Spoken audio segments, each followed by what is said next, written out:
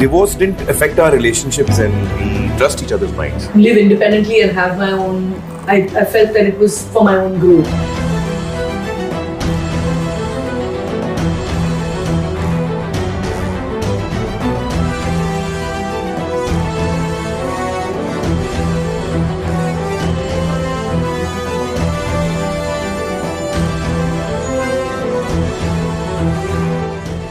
ఎన్నో టీ రుచులతో మీరు అలసిపోయి ఉంటారు. అందుకే మీకోసం బేబర్ చాక్లెట్ ని తీసుకొస్తున్నాం. ఇది రుచికి రుచి, ఆరోగ్యానికి ఆరోగ్యం. ఇందులో ఉండే ఫ్లవనాయిడ్లు రక్తనాళాలని వృద్ధి చేసి గుండె ఆరోగ్యాన్ని పెంచుతుంది. చాక్లెట్ టీ తాగడం ద్వారా ఒంట్లో కొవ్వు పెరగడాన్ని నియంత్రిస్తూ మతిమరుపుని కూడా తగ్గిస్తుంది. స్క్రీన్ పై కనిపిస్తున్న కూపన్ కోడ్ ని ఉపయోగిస్తే ఫస్ట్ 20 ఆర్డర్స్ కి 20% డిస్కౌంట్ దొరుకుతుంది. త్వరపడండి. నమస్తే folks, welcome to my channel. Folks, ఒకసారి ఒకరికి మన హృదయంలో మనస్ఫూర్తిగా స్థానం ఇచ్చామంటే మన గుండె చప్పుడు ఆగే వరకు ఆ స్థానం వారికి మాత్రమే సొంతం. అసలు నేను ఈ మాట చెప్పడానికి గల కారణం బాలీవుడ్ స్టార్ హీరో అమీర్ ఖాన్. సినీ సెలబ్రిటీల వ్యక్తిగత జీవితాలు ఎప్పుడు ఎలా మారుతాయో ఎవరు ఊహించలేరు. మరీ ముఖ్యంగా సినీ ఫీల్డ్ లో ప్రేమ, పెళ్లి, విడాకులు వంటి పదాలు తరచూ వినిపిస్తూనే ఉంటాయి.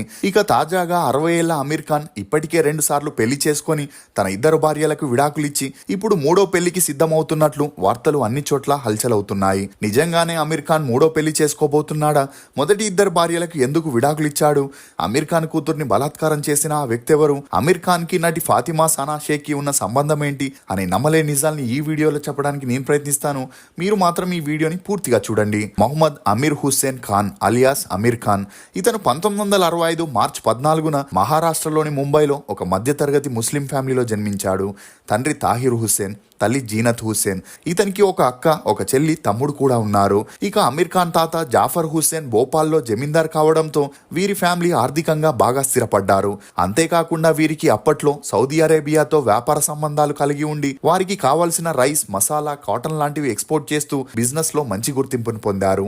ఇక జాఫర్ హుస్సేన్ మేనమామైన మౌలానా ఆజాద్ 1947లో కాంగ్రెస్ లో ఎడ్యుకేషన్ మినిస్టర్ గా పనిచేయడంతో రాజకీయంగా కూడా వీరికి మంచి కాంటాక్ట్స్ ఉండేవి. ఇక జాఫర్ హుస్సేన్ కి 5 పిల్లలు కాగా అందులో మొదటి సంతానం నాసిర్ హుస్సేన్ అయితే రెండో సంతానం తాహిర్ హుస్సేన్ కాగా మరో 3 ఆడపిల్లలు కూడా ఉండేవారు. ఇక అలా తన పెద్ద కొడుకైన నాసిర్ హుస్సేన్ కి చిన్నప్పటి నుండి స్టోరీ రాయడం ఇంట్రెస్ట్ ఉన్న కారణంగా పెద్దయ్యాక సినిమాల్లోకి వెళ్లి రైటర్ అవ్వాలనుకున్నాడు. అలా తను రాసిన స్టోరీలోని పాత్రల్ని తన తమ్ముడైన తాహిర్ హుస్సేన్ తో యాక్ట్ చేపించడంతో తాహిర్ కి కూడా యాక్టింగ్ పై ఇంట్రెస్ట్ ఏర్పడింది. అలా ఒక స్టేజ్ లో నాసిర్ ఇల్లు వదిలి బాంబేకి పారిపోయి సినిమాల్లో తన సత్తా చాటుకోవాలనుకున్నాడు. ఇక అలా ట్రై చేస్తున్నప్పుడే అనార్కలి అనే మూవీలో తనకి స్టోరీ రాసే అవకాశం రాగా ఆ మూవీ 1953లో రిలీజ్ అయి సూపర్ డూపర్ హిట్ అవడంతో నాసిర్ కి అవకాశాలు వెతుక్కుంటూ వచ్చాయి. అలా ఆ తర్వాత రైటర్ గా 20 మూవీస్ కి పైగా చేసిన తనకి అంతలా డబ్బులు రాకపోగా క్రెడిట్ మొత్తం డైరెక్టర్లే కొట్టేయడంతో నాసిర్ తను కూడా డైరెక్టర్ అవ్వాలని డిసైడ్ అయ్యాడు. ఇక అదే సమయంలో గవర్నమెంట్ జమీందార్ పద్ధతిని నిషేధిస్తూ వారికి ఉన్న భూములన్నింటినీ లాక్కోవడంతో ఇతని ఫ్యామిలీ ఆర్థికంగా చాలా ఇబ్బందుల్ని ఎదుర్కోవాల్సి వచ్చింది. దీంతో ఫ్యామిలీ బాధ్యతలన్నీ పెద్ద కొడుకైన నాజిర్ పైనే పడ్డాయి.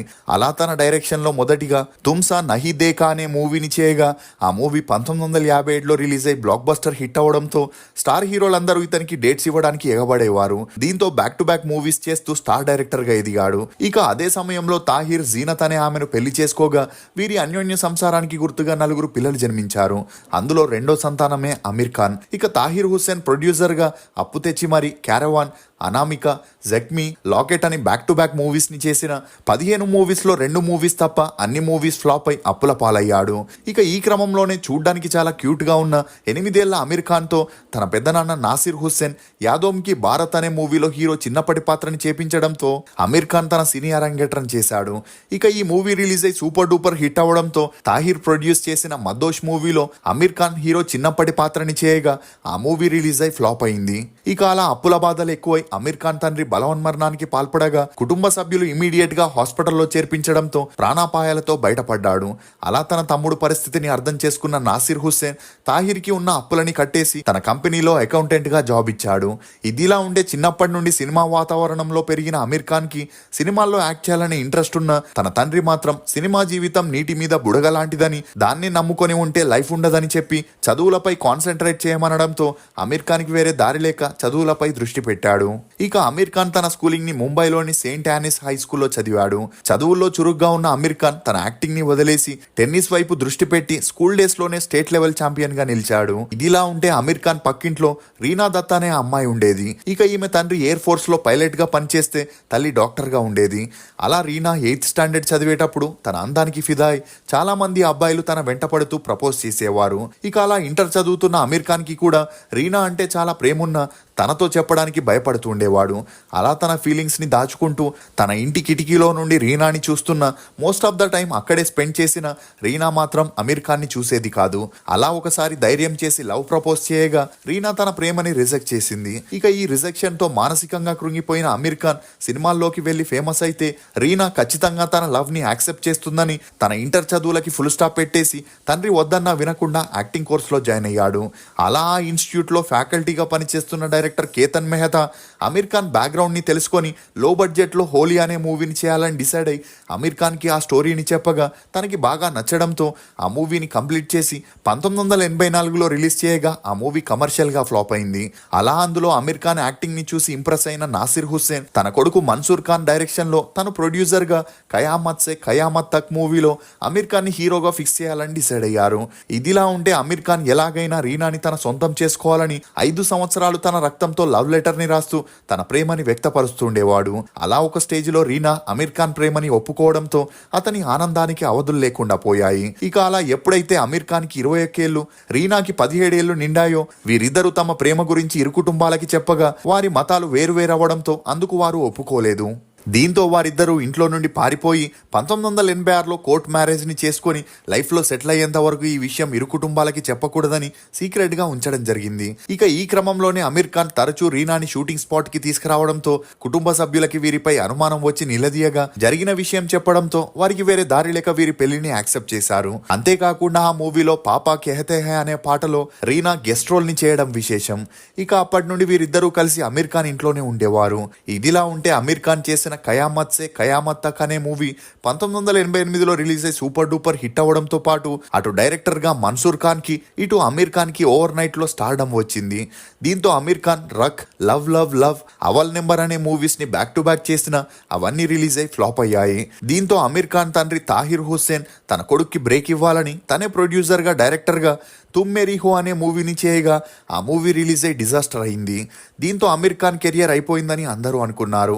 కానీ ఆ వెంటనే దిల్ అనే మూవీలో అమీర్ ఖాన్ మాధురి దీక్షిత్ తో కలిసి నటించగా ఆ మూవీ రిలీజ్ అయి బ్లాక్ బస్టర్ హిట్ అవ్వడంతో మళ్ళీ ట్రాక్ లోకి వచ్చాడు. ఇదిలా ఉంటే అమీర్ ఖాన్ రీనా దత్ అన్యోన్య సంసారానికి గుర్తుగా జునైద్ అనే అబ్బాయి, ఐరా అనే అమ్మాయి జన్మించింది.